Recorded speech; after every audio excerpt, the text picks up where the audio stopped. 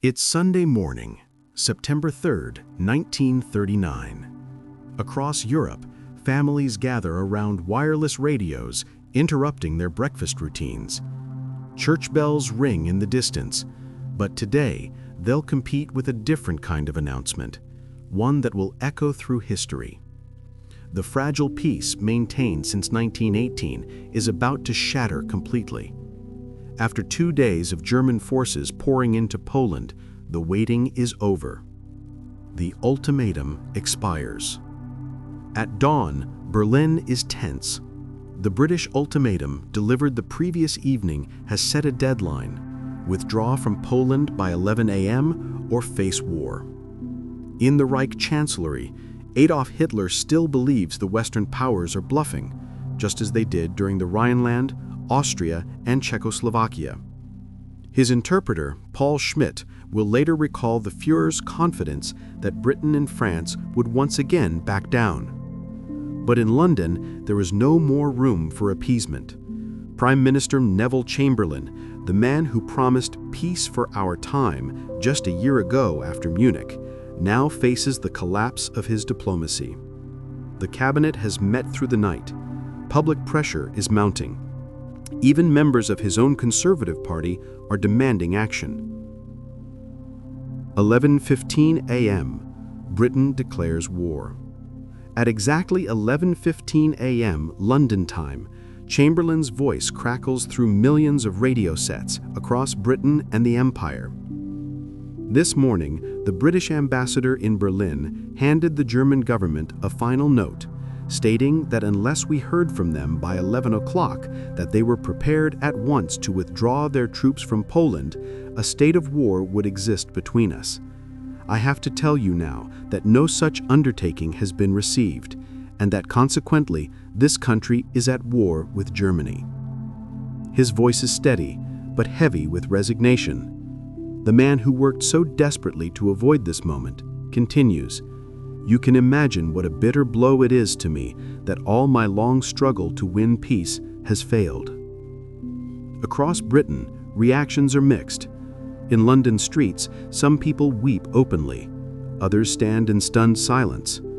Young men who remember stories from their fathers about the trenches of the Great War feel a chill run down their spines.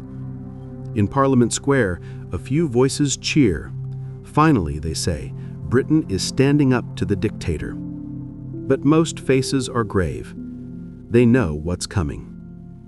Within minutes, air raid sirens wail across London, a false alarm as it turns out, but a stark reminder of the new reality. This war will not be fought only in distant trenches. Cities themselves will become targets. 5 p.m. France joins the war. At 5 p.m. Paris time, France formally declares war on Germany. Prime Minister Édouard Daladier's government has been coordinating with London throughout the weekend, but the French declaration comes several hours later, delayed by last-minute diplomatic consultations and political maneuvering. The mood in Paris is somber.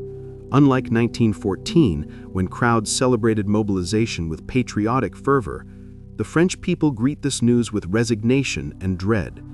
They remember the catastrophic losses of the First World War: 1.4 million dead, millions more wounded, entire generations scarred.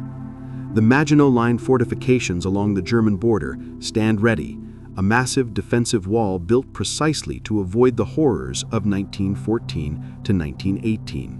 The French strategy is clear: defend, wait, and hope the Germans exhaust themselves against Poland and then against France's concrete and steel. But in this strategy lies a fatal assumption: that Poland can hold out long enough for a two-front war to pressure Germany into backing down. The view from Berlin. When Paul Schmidt delivers the British declaration to Hitler in the Reich Chancellery, the room falls silent.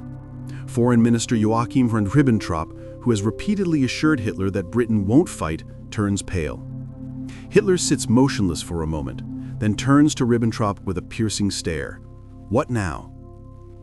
Hermann Göring, commander of the Luftwaffe, mutters, "If we lose this war, then God help us." For all the Nazi bravado, the German High Command understands the strategic nightmare they'd now face: a two-front war, the very scenario that destroyed Imperial Germany in 1918. Poland fights alone. While London and Paris make their declarations, the real fighting is in Poland. On this third day of the invasion, German armored columns are driving deep into Polish territory. The Luftwaffe continues its devastating assault on Polish cities, airfields, and communications. Warsaw is bombed again, as it has been since the first day. The Polish military is fighting bravely but chaotically. Communication breakdowns plague the defense. German panzer divisions, operating with unprecedented speed and coordination, are exploiting gaps in Polish lines. The new doctrine of blitzkrieg, lightning war, combines tanks, aircraft, and motorized infantry in a way the world has never seen. The Polish cavalry, still a significant component of their forces, finds itself horrifyingly outmatched. In villages across western Poland, the civilian population experiences the brutality of modern warfare. Refugees clog the roads, fleeing east with whatever possessions they can carry. German aircraft strafe columns of civilians mixed with retreating soldiers, making no distinction. Reports are already emerging of atrocities against Polish civilians and Jews, though the world won't fully comprehend the scale for months or years. The Polish government sends desperate messages to London and Paris. Where are your attacks on Germany? When will the French offensive begin? The answers are vague and disappointing. The British Expeditionary Force is not yet ready to deploy. The French army, despite its size, remains behind the Maginot Line, making only tentative probes into German territory. Paradoxically, as Britain and France declare war, the Western Front remains quiet. French and German troops face each other across fortified lines, but no major offensive begins. This strange period, which will last until May 1940, becomes known as the Phony War to the British, the Sitzkrieg to the Germans, and the Drôle de guerre to the French. The reasons are complex. France's military doctrine is defensive, built around the trauma of World War I. The British Army is tiny compared to its continental allies and enemies, just 10 divisions compared to France's 70 and Germany's 100+. Neither Western power is militarily or psychologically prepared for immediate offensive action. But this inaction has consequences. Poland is left to fight Germany virtually alone. The two-front war that was supposed to divide German strength never materializes, at least not in September 1939. Britain's declaration automatically means its empire is at war. Across the globe, dominions and colonies begin mobilizing. Australia and New Zealand declare war within hours, pledging troops to the British cause. Canada's Parliament will debate and declare war on September 10th, asserting its independence while standing with Britain. South Africa's Parliament narrowly votes for war after heated debate.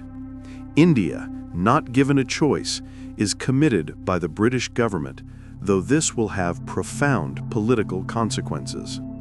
Millions of men from Africa, Asia, and the Pacific will eventually serve in this war. The conflict, though ignited in Europe, is becoming truly global. In Britain, the declaration triggers immediate civil defense measures. Air raid wardens take up their posts. Blackout regulations go into effect. Not a light must show after dark to avoid giving German bombers a target. Gas masks, distributed in the preceding months, are now mandatory to carry. Children are evacuated from London and other major cities to rural areas, a massive social upheaval affecting millions of families. The government anticipates catastrophic bombing campaigns that will kill hundreds of thousands in the first weeks of war. These fears, while ultimately exaggerated for 1939, are not irrational. The bombing of Guernica in Spain and the ongoing war in China have shown what aerial warfare can do to cities. The United States remains officially neutral. President Franklin Roosevelt addresses the nation, expressing sympathy for the Allies but reaffirming America's determination to stay out of European conflicts. The Neutrality Acts legally prevent direct American involvement, though Roosevelt's personal sympathies clearly lie with Britain and France. The Soviet Union, bound by its non-aggression pact with Germany, signed just a week earlier, remains ominously silent. Unknown to the world, secret protocols in that pact have divided Eastern Europe into German and Soviet spheres of influence. Poland's fate was sealed before the first shot was fired. Italy, despite the Pact of Steel with Germany, declares non-belligerence, a face-saving term for not joining its ally. Mussolini is not ready for war, his military is unprepared, and he fears British naval power in the Mediterranean. As Sunday evening falls across Europe, the scale of what has begun settles over the continent like a dark fog. The British and French have made their stand, honoring their guarantees to Poland. But Poland is already bleeding, fighting desperately against an enemy employing tactics and technologies that render traditional warfare obsolete. In homes across Britain and France, families sit down to dinner in a changed world. The fathers know what war means. The mothers fear for their sons. The children, many of them, don't yet understand why the adults look so afraid. Europe is at war again. The second great conflict of the century has officially begun. And unlike 1914, when soldiers marched off expecting to be home by Christmas, almost everyone understands this time. It's going to be long, brutal, and devastating. Tomorrow, the battle for Poland intensifies, and the world watches to see if the Western powers will actually come to their allies' aid, or if Poland will face its fate alone.